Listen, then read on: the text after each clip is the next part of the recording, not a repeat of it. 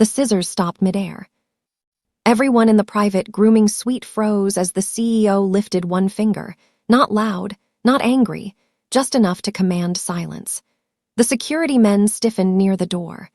The stylist's hands trembled as she slowly stepped back, color draining from her face.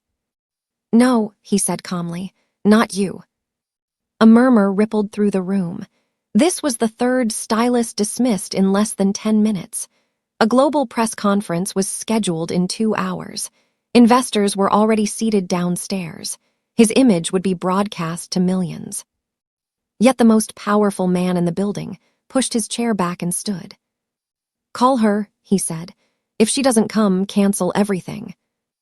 The room went dead quiet. Someone dared to ask, "Sir, who?" He turned slowly, eyes cold, voice final. "The African woman." If you enjoy stories where power shifts quietly and the truth comes with consequences, subscribe. This one unfolds fast. Across the city, a woman stood in a cramped barber shop long after closing time, sweeping hair off the floor that didn't belong to her anymore. Her sleeves were rolled up. Her hands smelled faintly of clippers and disinfectant. She was tired in the way only people who never complain get tired. Her phone vibrated. She stared at it. She already knew who it was. When she answered, she didn't say hello. "They found you," she said quietly. On the other end, the assistant's voice shook. "He wants you here, now." She closed her eyes for one long breath. The memory hit her before the words did. Rain, blood, hands shaking as she'd held clippers over a stranger's head years ago, cutting more than hair, cutting a man out of his old life. "I told him this would happen," she said. "He says he won't let anyone else touch him." Silence. Then she asked the question she hadn't asked in years. "Is he still bleeding when he gets nervous?" The assistant swallowed. "Yes." She hung up. Back at the tower, the CEO stood alone in front of a floor-length mirror. His jaw was tight.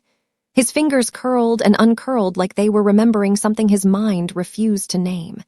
Every time someone tried to approach him, his chest tightened, breath shallow, skin prickling as if hands were already on him. He hated being touched. Except by her. When the doors finally opened again, the room changed instantly. She didn't rush. She didn't hesitate. She walked in like she belonged there, like this wasn't the first time she'd crossed a line no one else was allowed to cross. She wore simple clothes, dark and unremarkable, her hair pulled back neatly, her face unreadable. Security instinctively stepped aside. The CEO exhaled for the first time in minutes. "You're late," he said. "You fired 3 people," she replied calmly. "That takes time." He almost smiled, almost. She set her bag down without asking permission. Every movement was precise, familiar. She washed her hands slowly, thoroughly, as if preparing for something more dangerous than a haircut. The room watched her, confused, suspicious, offended. She stepped behind him. "Same length?" she asked. His throat moved, shorter. Her fingers paused for half a second. "That's new."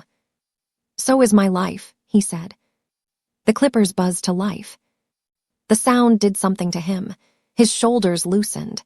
His breathing steadied. The room seemed to shrink until it was just the mirror, the chair, and the woman behind him. She leaned in slightly, close enough to smell his cologne layered over something metallic. Blood, old blood. "You're not sleeping," she said. "I don't need to." "You never needed to," she replied. "You just used to." He stiffened. No one else noticed. She did. "You still flinch," she continued softly, "every time someone stands too close. That's none of your concern." It was once.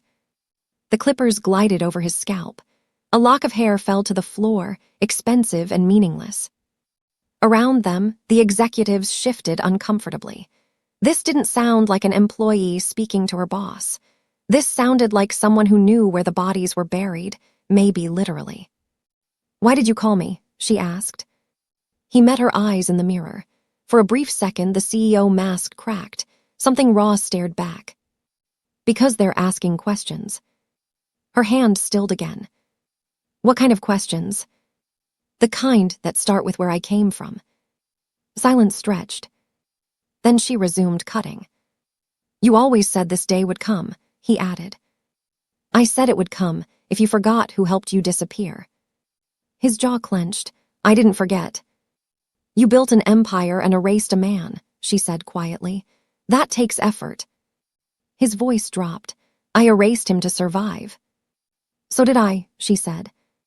The mirror reflected two people trapped in different versions of the same past. Outside the room, news alerts buzzed. A board member was demanding documents. An internal audit had expanded. Names from a decade ago were being pulled into the light. She leaned closer, lowering her voice. Do they know about the night in the rain? His breath hitched. No, he said, and they never will. She tilted his head gently, guiding him without force. You're wrong. The clippers hummed. I kept something, she continued. Not because I wanted power, because I needed insurance. His eyes widened slightly. You said you destroyed everything. I destroyed what could hurt me, she replied. Not what could hurt you. The scissors closed with a soft, final snip. Outside, a knock echoed at the door. Security tensed. A voice called out, urgent, insistent. Sir, the board is requesting your presence immediately. The CEO didn't move. He looked at her in the mirror, fear finally surfacing where arrogance once lived. How much do you still have? He asked. She met his gaze, steady and unafraid. Enough, she said, to change everything. And for the first time since he became untouchable, the most powerful man in the room realized the person standing behind him had never been beneath him at all. She didn't answer him right away. Instead, she switched off the clippers and reached for the scissors, the small metallic sound loud in the silence. The executives outside the glass walls pretended not to stare, but every one of them was watching now. Whatever this was, it wasn't normal. Sit still, she said. I'm sitting, he replied, but there was an edge in his voice now, a crack. You're tense, she said. You always were when you lied. His jaw tightened. Be careful. She smiled faintly, not amused. You used to say that too. The scissors moved again. Hair fell in slow, deliberate pieces, each snip measured, controlled. She worked like someone disarming a weapon rather than grooming a man. You didn't answer my question, he said. How much do you still have? She leaned closer, close enough that only he could hear her. Enough to prove you didn't arrive here the way your biography says you did. His reflection went still. The confident tilt of his head disappeared, replaced by something sharper. More alert, a hunted look. You said you didn't want anything from me, he said. I didn't, she replied. I still don't. Then why keep it? Her hands didn't shake. Because men like you don't stay grateful forever. The words landed harder than a slap. In the mirror, he saw it then. Not resentment, not greed, something colder, experience. You don't understand the consequences, he said quietly. If this comes out. It won't, she interrupted, unless you force it to. That was the first real threat. Soft, precise, undeniable. Outside the room, the knock came again, louder this time. Sir, they're insisting. The auditors are requesting files from 10 years ago. Immigration records, financial disclosures. Her fingers paused at his temple. 10 years. She remembered that year in fragments. The smell of wet concrete. The way his hands shook when he tried to drink water. How he'd kept looking over his shoulder even while sitting still. Let me finish, she said. You don't want to face them looking unfinished. He almost laughed at that. Almost, but the sound never came. You planned this, he accused softly. She tilted his head back just enough to meet his eyes. No, I warned you. The scissors moved again. The memory came, whether he wanted it or not. Rain had been pouring that night, the kind that soaked through skin and bones, the kind that erased footprints if you moved fast enough. He had stumbled into her shop minutes before closing, bleeding from a cut above his brow, eyes wild, clothes torn. She hadn't asked his name. She locked the door. Sit, she'd said then too. Same voice, same calm. In the present, his fingers curled into the arms of the chair. You could have turned me in, he said. You would have been rewarded. In theory, she replied. In reality, they would have asked why I helped you first. He swallowed. You were afraid, he said. I was realistic, she corrected. There's a difference. She remembered how young he'd looked back then. Not powerful, not composed, just desperate. He flinched every time a siren passed. He begged her not to call anyone. I'll disappear, he'd promised. I just need time. She believed him because she'd seen men like him before. Men running from things that didn't forgive. In the present, the CEO shifted. They won't stop digging. They never do, she said. That's why I kept the copies. Copies, he repeated, bitter. Plural. Her reflection met his without apology. I learned fast. The door buzzed. Security glanced at him for permission to intervene. He lifted a hand. Not yet. What do you want me to do? He asked. She finished one side of his hair and stepped back, assessing her work. I want you to remember. Remember what? That you didn't do this alone. His voice hardened. I paid for everything that came after. With money, she said, not with risk. That's how the world works. She leaned in again, her voice barely above a whisper. That's how your world works. Mine taught me something else. Another flash of memory surfaced, uninvited. Her standing between him and two men who'd come asking questions. Her lying without blinking. Her name written on a form that shouldn't have existed. Her life balanced on a decision she'd made in under 10 seconds. In the present, the scissors stopped. You're done, she said. He blinked. Already. For today, she clarified. She turned the chair slightly so he could see himself fully in the mirror. The cut was sharp, clean, controlled. He looked exactly like the man the world believed him to be. No trace of the past. That's the illusion, she said, reading his thoughts. It only works if no one looks too closely. The door opened before he could respond. The board representative stepped in, flanked by two men in dark suits. Their smiles were polite. Their eyes were not. Sir, one of them said, we need to discuss some inconsistencies. The CEO stood slowly. For a moment, he hesitated, then turned back to her. Stay, he said. It wasn't an order, it was a request. She picked up her bag. I don't stay where I'm not safe. You're safe here, he insisted. She met his gaze. I was safe once too, before I helped you. The words lingered between them like smoke. As she walked toward the door, one of the board members glanced at her dismissively. We'll be done shortly. You can return later. She stopped and looked at him, really looked at him. I wouldn't, she said calmly. Why not? She glanced back at the CEO, whose face had gone pale. Because if you push him too hard, she said, you'll find out his story doesn't start where you think it does. The room went quiet. She walked out without another word. Behind her, the most powerful man in the building realized the secret he'd buried wasn't buried deep enough, and the only person who knew where it was hidden had just reminded him who truly held the shovel. The door closed behind her with a soft click, but the silence it left behind was heavy enough to crush steel. The CEO stood there for half a second too long, staring at the spot where she'd been, before the board member cleared his throat. Shall we? The man said, gesturing toward the conference room. The CEO straightened his jacket, the familiar armor sliding back into place. Of course.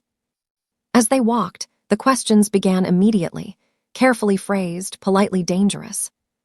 Some early records don't align with your stated timeline.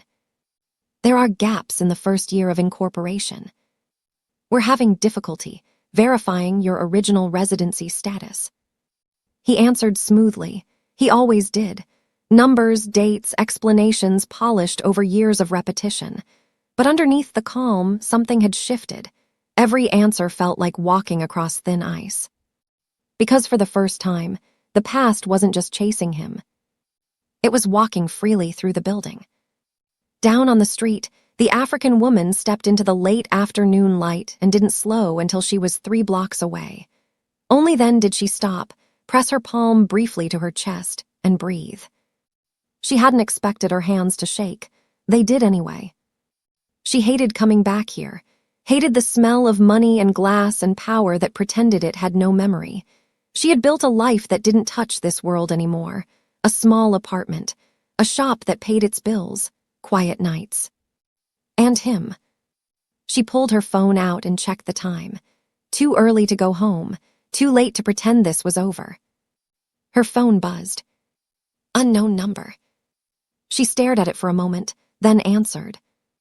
"You shouldn't have left," his voice said. "You shouldn't have called me," she replied. "They're digging faster than I expected. They always do when they smell blood." He exhaled sharply. "I need to know what you have." "You need to know what you don't," she said. "There's a difference." A pause. She could picture him packing now, running a hand through hair she'd just cut, mind racing through contingency plans that didn't include her, because he'd never allowed himself to imagine she'd be a variable. "I protected you," he said finally. She laughed once quietly. "You vanished." "I sent money." "Money doesn't explain lies," she said, "or signatures." Silence stretched. "You kept the file," he said. "Yes." "Why?"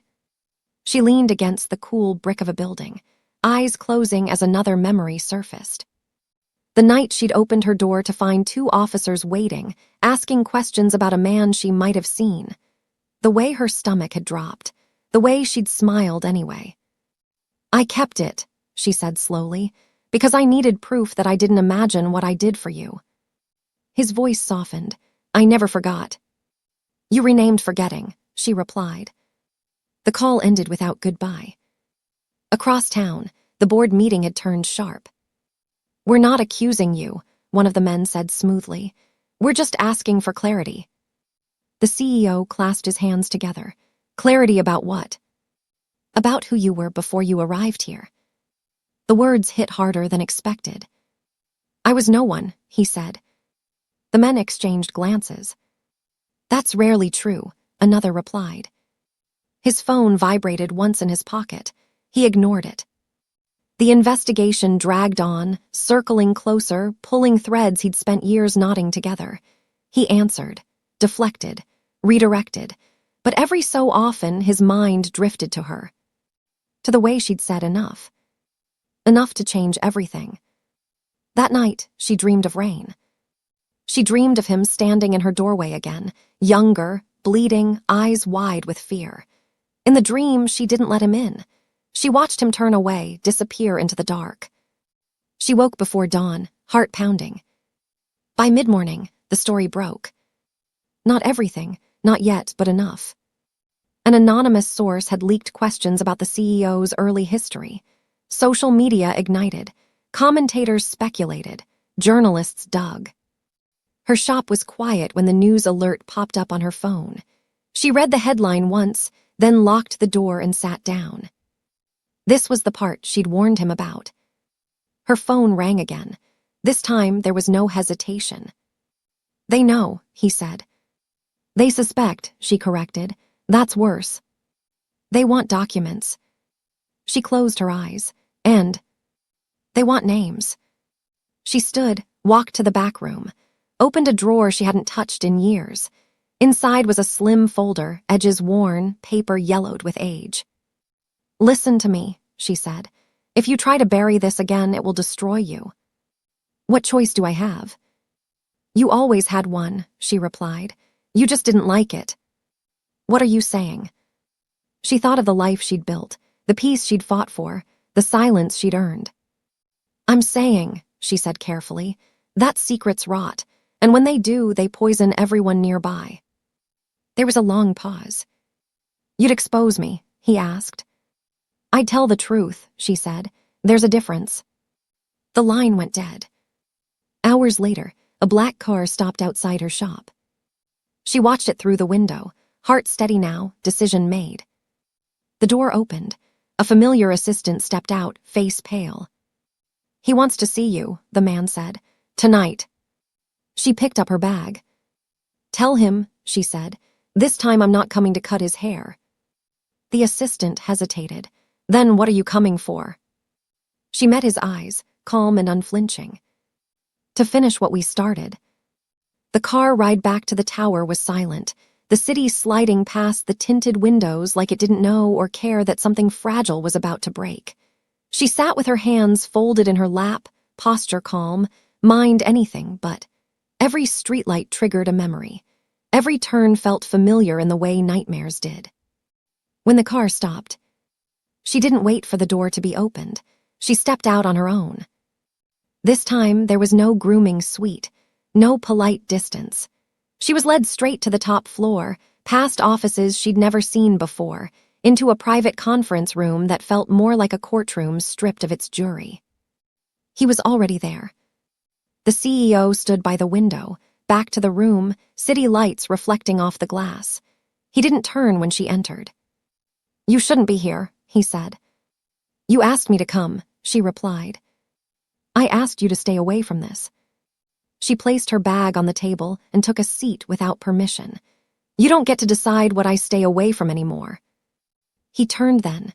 The confidence was still there, but it sat on him differently now, like a suit that no longer fit quite right. They're preparing subpoenas, he said. If this escalates, everything collapses. Not everything, she said, just the lie. His jaw tightened. That lie built thousands of jobs. It also erased a man, she said evenly, and nearly erased me.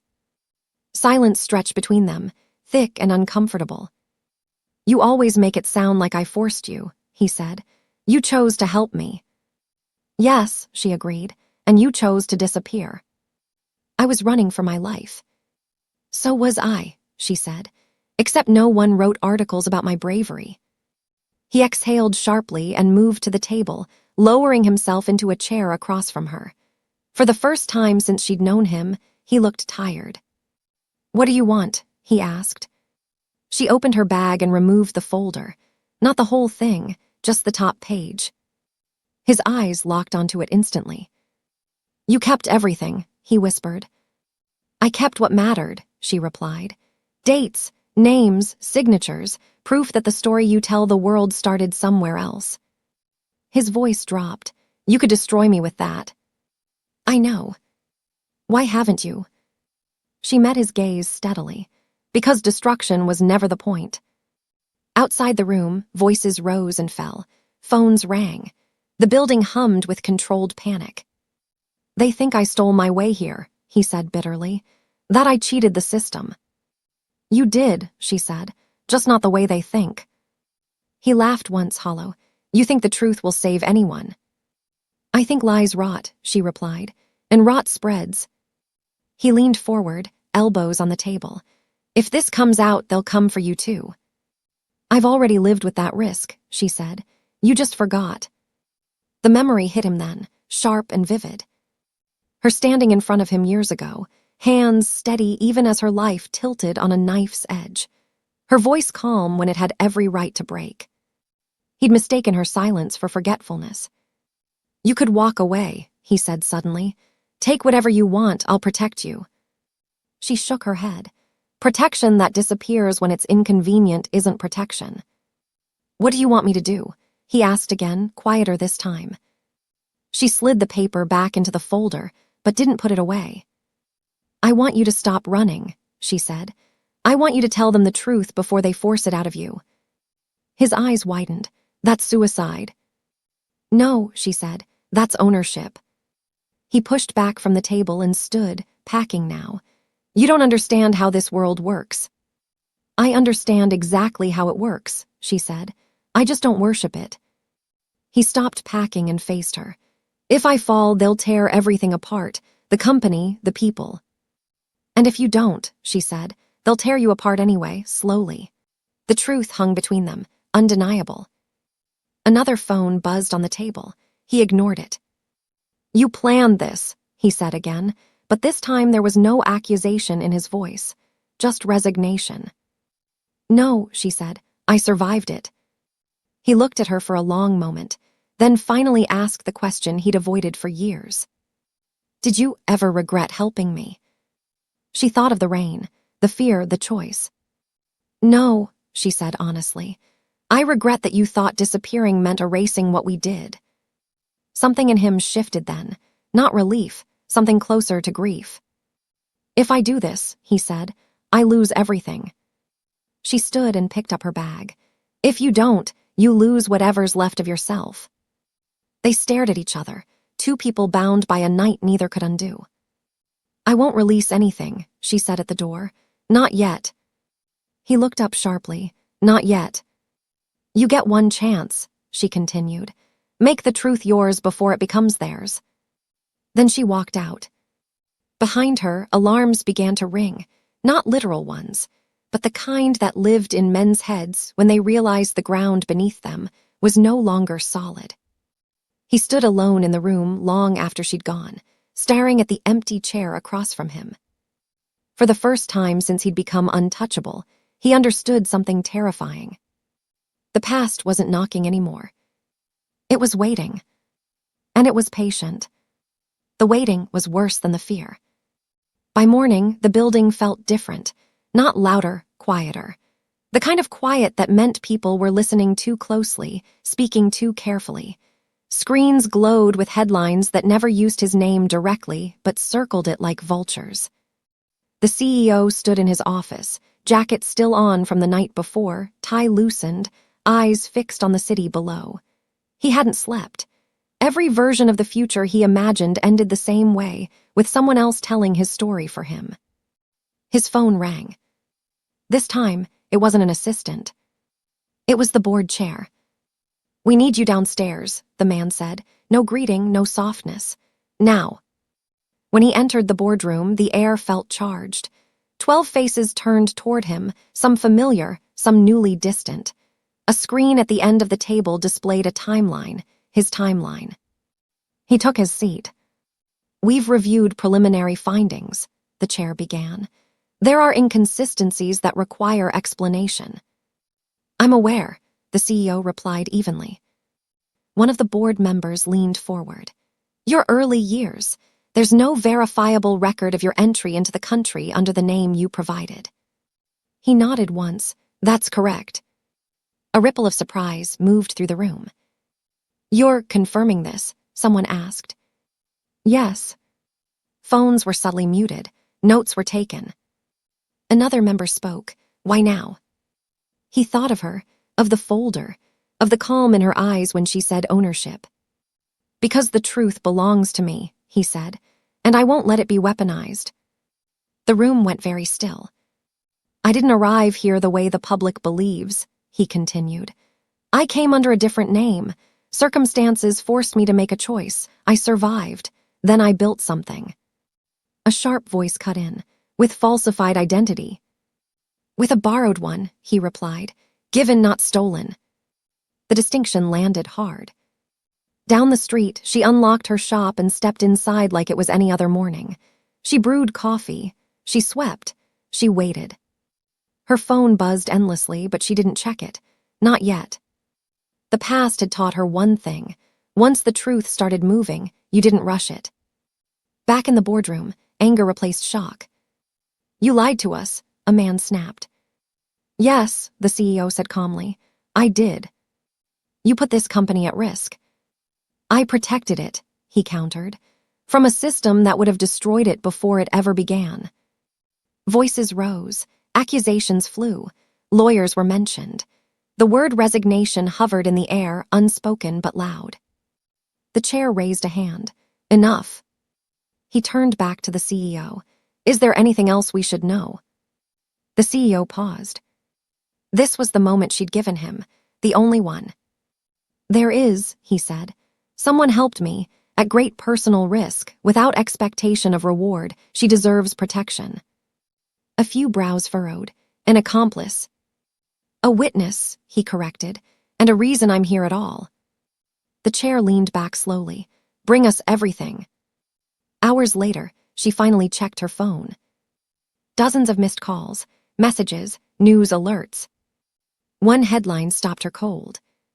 CEO admits identity discrepancy in closed-door board session. She exhaled, long and slow. He'd done it. Not all of it, but enough. Her phone rang again. This time she answered. "They're asking for you," he said. His voice was different now, stripped of command, honest. "I expected that," she replied. "They want a statement, verification." She glanced at the folder still sitting in her bag, untouched. "And what do you want?" "I want you safe," he said, "whatever that looks like." She was quiet for a moment. "You don't get to decide that." "I know," he said, "but I'm asking." That surprised her. "I'll come," she said finally, "but I won't lie. I wouldn't ask you to." When she arrived at the tower again, the atmosphere had shifted from panic to damage control. PR teams whispered. Lawyers hovered. People looked at her differently now, not dismissively, but cautiously. She was escorted into a smaller room this time. Neutral, recorded. They asked her to state her name. She did. They asked how she knew him. She told the truth. Not all of it, just enough. "I met him before he was anyone," she said. "He was in danger, I helped." "Why?" one of them asked. She met their eyes. "Because I could." "And the documents?" another asked. She opened the folder and slid it across the table. "I kept these," she said, "because the truth shouldn't belong to only one person." Silence followed as pages were reviewed. One of the lawyers looked up. "You understand the implications of this?" "I've lived with them for years," she replied. "You're just meeting them." The session ended without resolution, but something fundamental had changed. Outside, cameras waited. She walked past them without stopping. That evening, the CEO sat alone again in the grooming suite. The chair was empty this time. When the door opened, he looked up. She stepped in.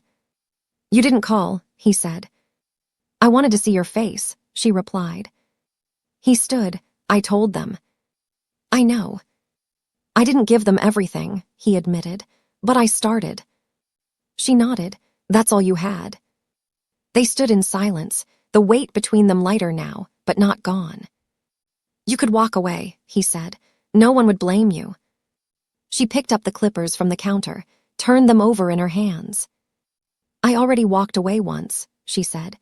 "This time I'm choosing where I stand." He sat. Not because he ordered himself to, but because he trusted her to tell him when it was time. And for the first time, as she stepped behind him, the man who had built an empire understood something simple and terrifying. The truth didn't just change everything. It changed who was allowed to stay. The clippers hummed softly, steady and familiar, but the room felt different now. Not tense, exposed. The kind of quiet that came after a storm when you realized what was still standing. "You didn't have to come back," he said. She guided his head slightly, not rough, not gentle, just certain. "Neither did you, but here we are." He watched her in the mirror. For the first time, he wasn't studying his own reflection. He was studying hers, the lines of fatigue she never complained about, the calm that came from surviving without applause. "They're preparing a public statement," he said. "They want a version of the truth that won't collapse the market." She snorted softly. "They always do." "They asked me to frame you as a consultant," he continued. "Someone hired later, someone less important." Her hands stilled. "No," she said. He nodded slowly. "I told them no." That surprised her more than the confession had. "They didn't like that," he added. "They don't like things they can't control." The clippers resumed. Hair fell, but slower now, like punctuation instead of erasure. "You know," he said quietly, "there was a time I believed if I made myself untouchable, none of this would matter." She met his eyes in the mirror. "And now?" "Now I know untouchable just means alone." The words sat heavy between them. Outside the room, phones rang nonstop. Messages stacked up. The world wanted answers wrapped in certainty, not the messy truth of survival and debt. "They'll come for you again," he said. "Press, authorities, everyone who wants a piece of the story." She shrugged lightly. "They've always come. This is just louder." You're not afraid. I'm tired, she said. There's a difference. The door buzzed. An assistant peeked in nervously. Sir, they're ready for you. Live feed in 5 minutes. He closed his eyes briefly, then opened them. Tell them I'll be there.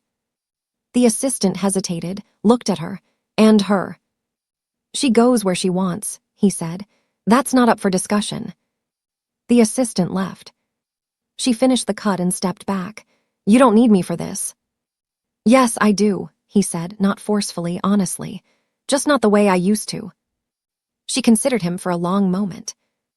All right, she said, but understand something. What? I won't save you from the consequences. He nodded. I wouldn't trust you if you did. They walked to the stage together, not side by side, but not apart either. Cameras flashed as soon as they appeared. The room buzzed with anticipation. The CEO took his place at the podium. My name, he began, is the one you know, but it wasn't always. The room stilled. He spoke carefully, not rehearsed, not polished. He spoke like a man setting something down that had been heavy for too long. He talked about survival, about fear, about choices made when the system offered none. He didn't name her. He didn't need to. There are people whose names won't be on this company, he said, voice steady. But without them, none of this would exist. I won't pretend otherwise. The questions came fast, aggressive, hungry. Did you break the law? Yes. Did someone help you? Yes. Will you step down? He paused. If that's what accountability requires, he said, then yes. A gasp rippled through the room. She watched from the side, heart steady, chest tight. He was doing it, not perfectly, not completely, but truly. After, the fallout came in waves. Stock dipped, statements were revised, lawyers circled. Through it all, she stayed quiet. Days passed. The tower emptied of its frenzy and settled into something like reality. He resigned officially a week later. No dramatic exit, no speeches. They met one last time in the grooming suite. I don't know what comes next, he admitted. You never did, she replied. You just pretended. He smiled faintly. Will you stay? She shook her head. Not here. Then where? She picked up her bag. Somewhere that doesn't need me to disappear. He nodded. I owe you my life. She paused at the door. You don't owe me anything. I know, he said. That's why it matters. She left. Months later, the world moved on. It always did. The story became a case study, a cautionary tale, a headline stripped of its humanity. But in a quiet neighborhood, a small barbershop stayed open late. Sometimes people asked her about him. She always answered the same way. He was a man who survived, she said. Then he learned what survival costs. And when she locked up at night, sweeping hair into neat piles, she felt something she hadn't felt in years. Not victory. Peace. Months passed, but the echo of his confession refused to fade quietly. The world moved the way it always did, fast, impatient, hungry for the next scandal, but his name lingered longer than most. Analysts debated his rise. Commentators argued about morality and legality. Some called him brave. Others called him a fraud who'd simply waited too long to be caught. None of them talked about her. That was intentional. She noticed the changes immediately. The first week after everything broke, unfamiliar cars slowed outside her shop. People pretended to check their phones while staring through the window. A reporter came once, smiling too brightly, asking questions that sounded harmless until you listened closely. She answered none of them. She cut hair. That was all. In a city cafe across town, he watched the news without sound, coffee untouched in front of him. He no longer wore tailored suits. No security hovered nearby. For the first time in years, no one expected anything from him. The silence felt unbearable. He replayed the moment he'd stepped away from the podium over and over again. Not the applause, not the outrage, but the instant just before, when he'd realized there was no version of the truth that didn't cost him something. Strangely, the loss felt cleaner than the fear ever had. His phone buzzed. A message from an unknown number. They're offering a settlement, reduced penalties if you cooperate fully. He stared at the screen, then locked it. He already knew his answer. Across the city, she was finishing up with her last client when the door chimed again. A man stepped inside, dressed simply, eyes cautious, posture unfamiliar. She looked up and froze. For a moment, neither of them spoke. "You shouldn't be here," she said finally. "I know," he replied. "I won't stay long." The shop felt smaller suddenly, more fragile. "I wanted to say thank you," he said. She shook her head. "You already did." "No," he said softly. "I said the truth, that's not the same." She gestured to the chair. "You want a cut?" He hesitated. "If you're willing." She studied him for a long moment, then nodded. As he sat, she draped the cloth around his shoulders, the motion automatic, grounding.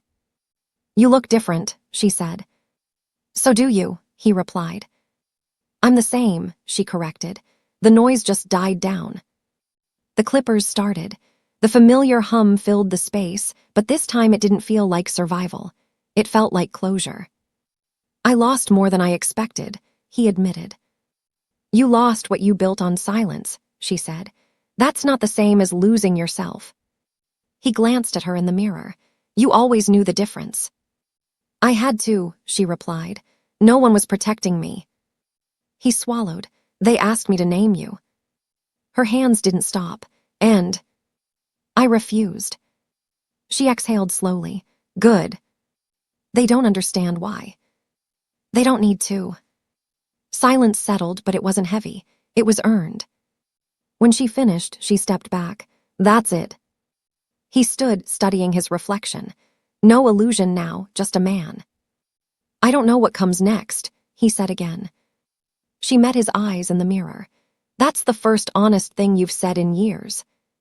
He smiled, small but real.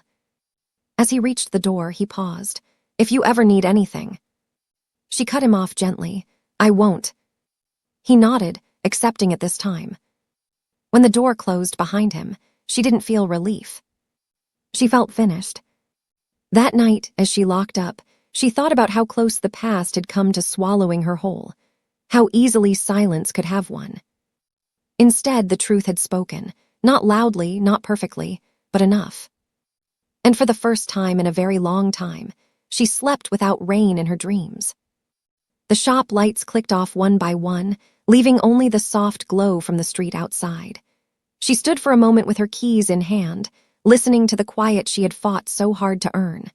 No sirens in her head, no footsteps behind her, just night air and the low hum of a city that no longer felt like it was closing in.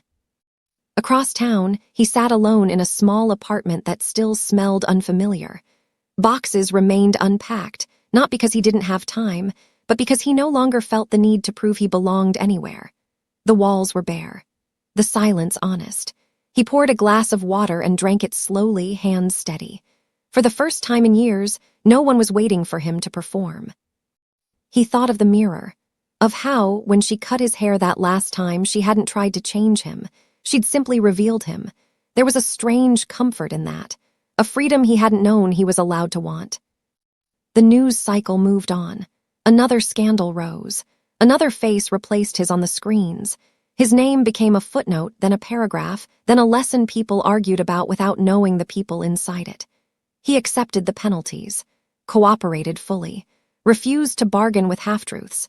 It cost him more money than he'd ever imagined losing and less peace than he'd expected. Weeks later, an envelope arrived at her shop with no return address. Inside was a single page, neatly typed. A public acknowledgement filed quietly with a foundation, crediting an unnamed woman whose actions had saved a life and set a company in motion. No names, no spotlight, just record. She folded the paper and tucked it into a drawer she opened only when she needed reminding. Life settled. Clients came and went. Laughter returned to the shop. Music played again. She taught a young apprentice how to hold clippers without fear, how to listen more than speak, how to respect the power of small, careful choices. One evening, as she swept the floor, she caught her reflection in the mirror and paused. Not to study it, just to notice it. She looked like herself, fully, no shadow at her back. Somewhere else, he stood at a different mirror, older now, less certain, and finally okay with that. He cut his own hair these days. It was uneven, honest. He smiled at the imperfection and turned away. The secret that had once bound them no longer felt like a chain. It felt like a bridge they'd crossed and burned together. And in a world that thrived on noise, on erasing the hands that steadied the blade, the truth remained quiet and intact. Exactly where it belonged.